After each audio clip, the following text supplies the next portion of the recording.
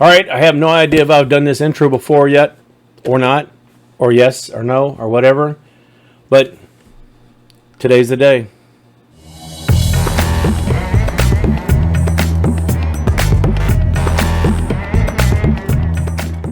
This is the RX 5800X. It is not the X3D. It is not the 5600. It is not the 5600G. It's not the 5700. This is the 5800X. This will be the one that replaces the CPU in my current rig that I'm recording this on. I am number 4. So what I've had to do beforehand is go back and refresh and make sure I had all my benchmarks correct, and they all matched up and lined up with what I had before. Newer games got benchmarked, but there's some things that we're not going to cover.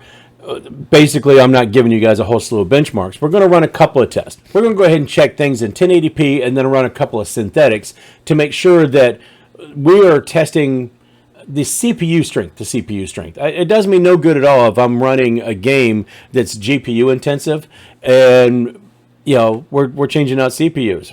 It's going to be the same. So if I run Assassin's Creed Valhalla on 1440p at Ultra, that's really hitting the video card. That's not doing anything to the CPU at all.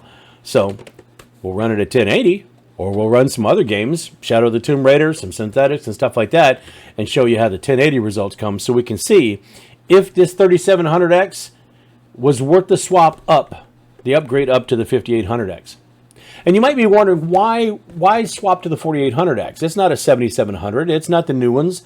That's because these have come down in price where this is under $250 now.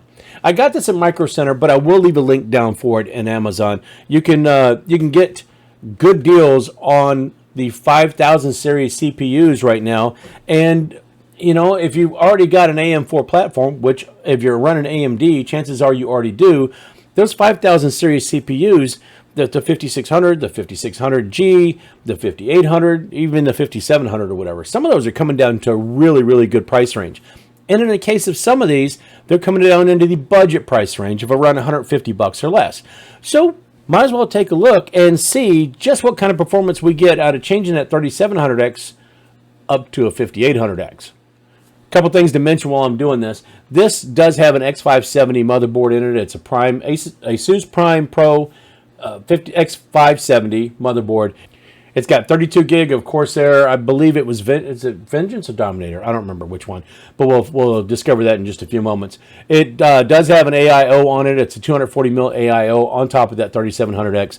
Right now, it's still running an RTX 2070 because the most powerful video card I have is a 3060 Ti, which is shorter, and it's in Danny D, my small form factor. There's more on that later because I'm thinking about getting a different case so I can use a full-size video card so I can use this 3060 Ti in IM number 4.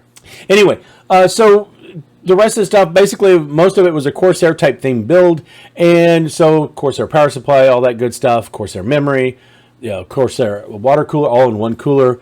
But the main thing that we're concerned with is not the temperatures or anything. Temperatures should be just fine.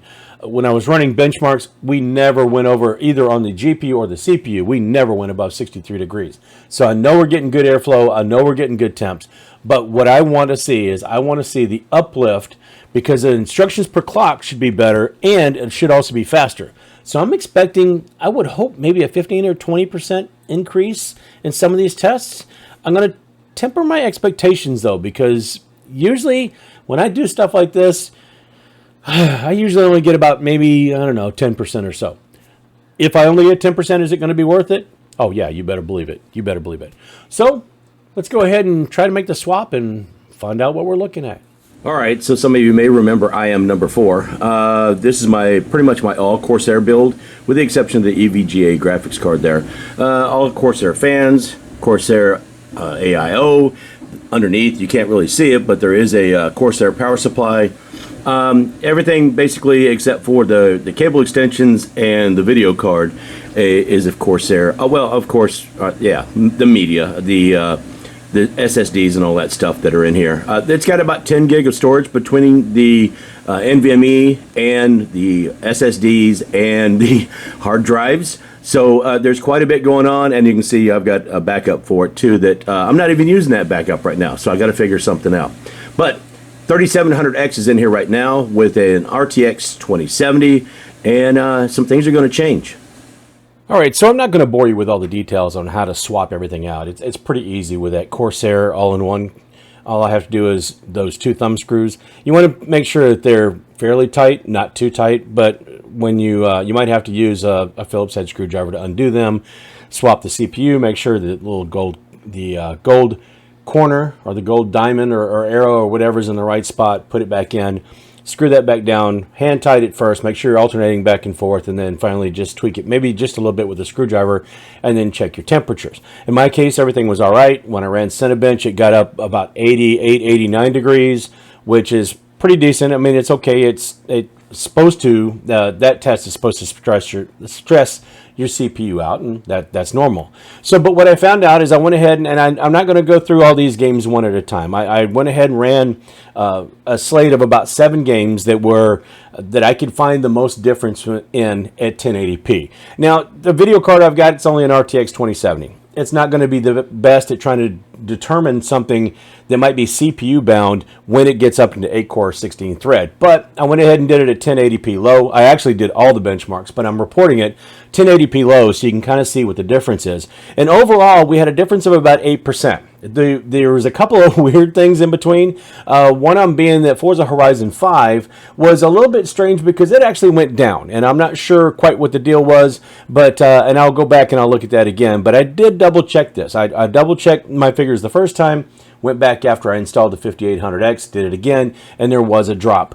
But overall, I saw a noticeable difference in a lot of games. Some of them were really noticeable, and some of them were pretty mild.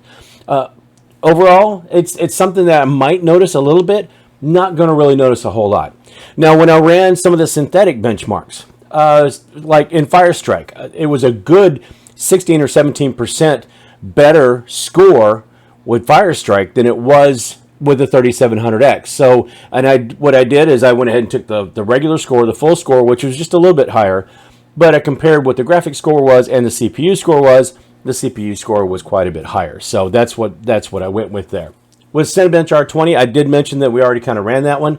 I got a good solid 16% or so uplift, maybe 16, maybe a little bit more than that. I try to run these tests a couple of times and take an average so you can kind of see. The best score I got was actually a little bit better, but average of about 16% better. And then finally, the most important thing was when I went ahead and tried to edit and render a 10-minute video in 1080p at 60 frames per second. Using DaVinci Resolve, the old results were 5 minutes and 12 seconds with the 3700X, which is not bad. It's a 10-minute video, renders it in about half the time. Pretty happy with that. However, with the 5800X, now it's 4 minutes and 29 seconds. So that's a 17% difference. That is measurable. And if you do longer videos, or when I go to upgrade this and start doing 4K videos, that will be a noticeable difference. Especially if I'm stuck to using a 264 encoder because I don't have the pro version of DaVinci. I only have the free version, which relegates me to using either version 264 or 265 of the encoder, which is the CPU and not a GPU. So it will make a big difference when I'm doing it that way. And that will save me an awful lot of time in the long run. Overall, very, very pleased with this. For a couple $100, or it was 200 and some odd dollars that I spent on this chip or the CPU, very, very happy with it. Did I enjoy the trip going up there to go get it at Micro Center? Absolutely, I did. And I probably could have, honestly, gotten it for $1 or $2 more quicker if I had ordered it from Amazon, and I'll go ahead and post a link for it down below.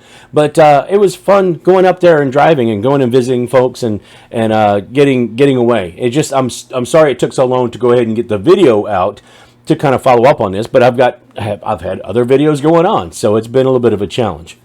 Anyway, switching from that 3700X, the 8-core 16-thread, up to the 5800X, also 8-core 16-thread, but about 15% better IPC, or instructions per clock.